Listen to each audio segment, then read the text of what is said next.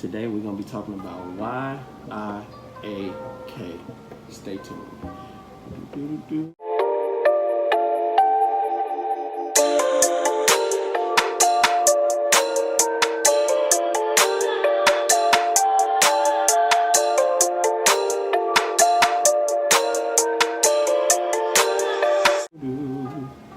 So, let me talk about this stupid $500 box. Yeah, you heard me right. This $500 box. Yeah. It got some parts in it that I don't need no more. You can see that's not what came in the box. But that's what basically was the icing on the cake for the project for me.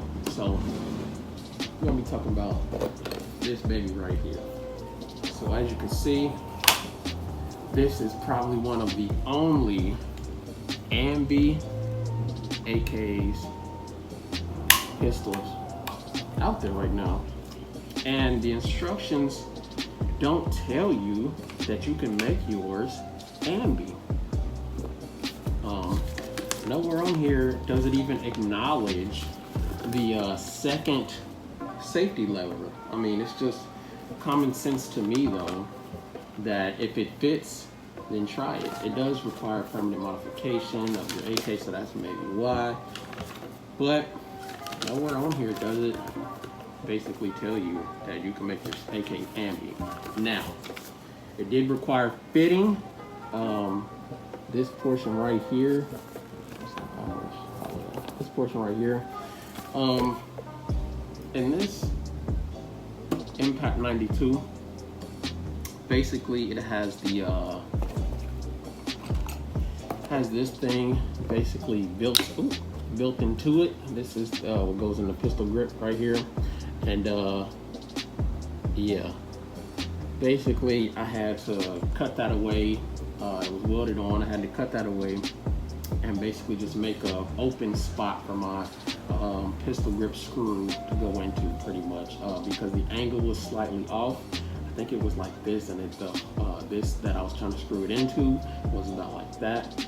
And then you have to screw it into the actual frame. I'll show you right here.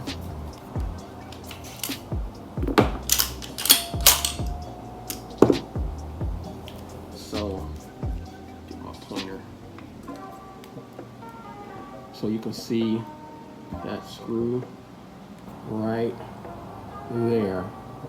You actually have to screw that from the pistol into the actual frame itself.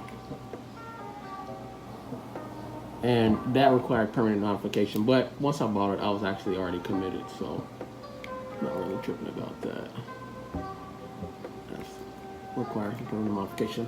And that's not the only permanent modification I did for my AK. I also, let's see, screwed in these 2 screws in the back of my AK. This is the Stormworks adapter, I believe. And yeah, instead of drilling and tapping it, I just drilled it and then I screwed them into that.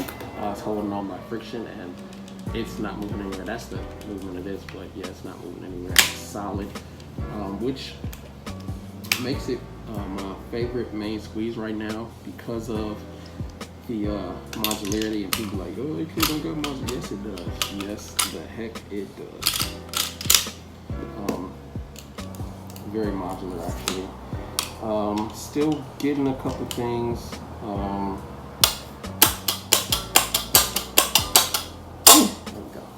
Still getting a couple things. I'm going to upgrade this top rail to put a red dot on it, and gonna get the K&S Precision gas piston. And after that, pretty much gonna be done with this project because I already put so much money into it and stuff. As you can see, it's very tricked out.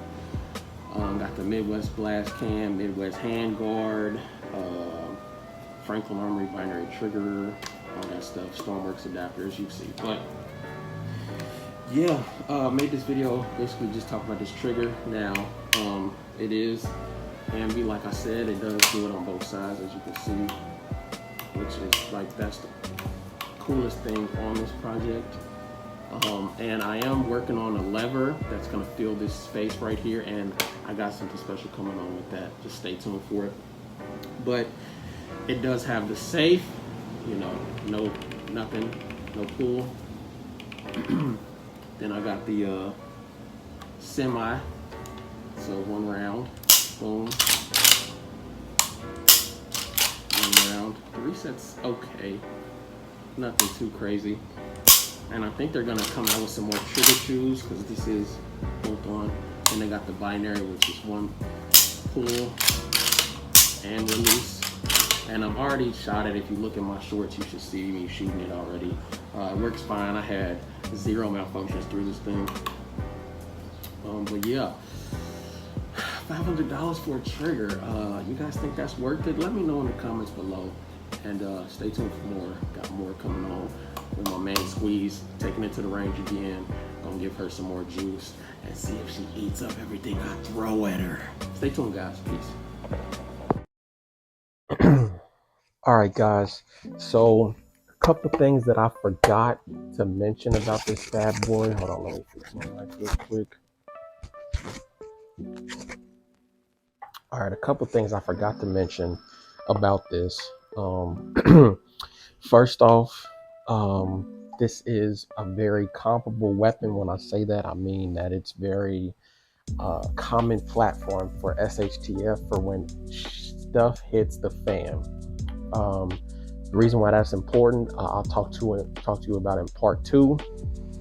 But basically, this is going to be common to source parts for and stuff like that. Another good point, it's really easy to field strip. So as I showed you before, and I'm going to show you again, basically pop that cover, boom, take that out, it's field strip just like that. You can't do that with an AR. You might be able to do that with some other platforms, but that's basically the main reason why this weapon is so serviceable and so dang, and both always rotates out of place. Why it's so easy to use, pretty much. And most of your problems will be in the bolt or the spring, maybe the trigger mechanism or something like that, depending on, you know, what type and how many rounds you got through it and stuff. But yeah, very easy to service, as long as there's not a problem with the barrel.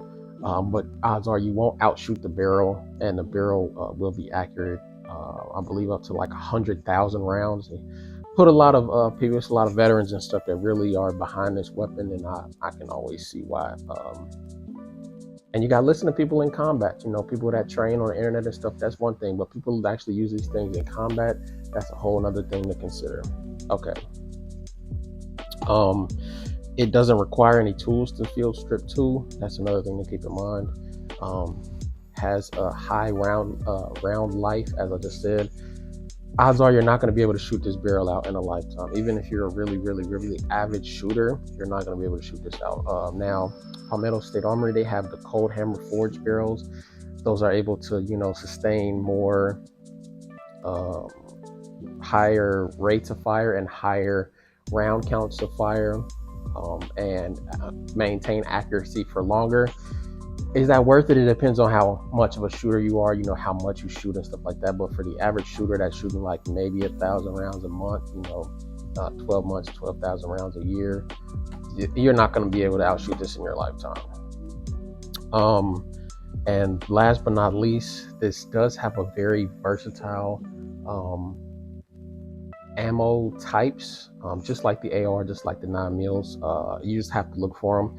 And even with these rounds being as cheap as they are, the comparable ammo types. So let's say I'm buying a 223 5.56 frangible versus AK-47 frangible. The AK ammo is going to be very, very much cheaper. Don't know what that is. The price kind of stayed the same through COVID. It fluctuated a little bit, but yeah, the prices kind of stayed the same. And that's kind of my last point. The price of ammo is COVID proof, or disaster proof, I should say. They were flexed on the price a little bit, like they fluctuated on the price a little bit, but nah, it wasn't too crazy. Um, might get worse with the ammo ban and stuff like that, but we'll see how that goes. But yeah, like I got some hollow points, as you can see right there. I got some poly tip. I got some frangible, got some full metal jacket, got some steel case, brass case, all different types. And most of them are always cheaper than 5.56, which is like $1 a round. So it's pretty crazy, but you get what you pay for. I'm going to talk about my preferred ammo later on, but yeah, guys, this is part one of why AK. Stay tuned for part two. Make sure if y'all like this video, thought it was helpful, like, comment, subscribe, share with somebody that you thought it might be helpful too, and stay tuned for another one. Peace.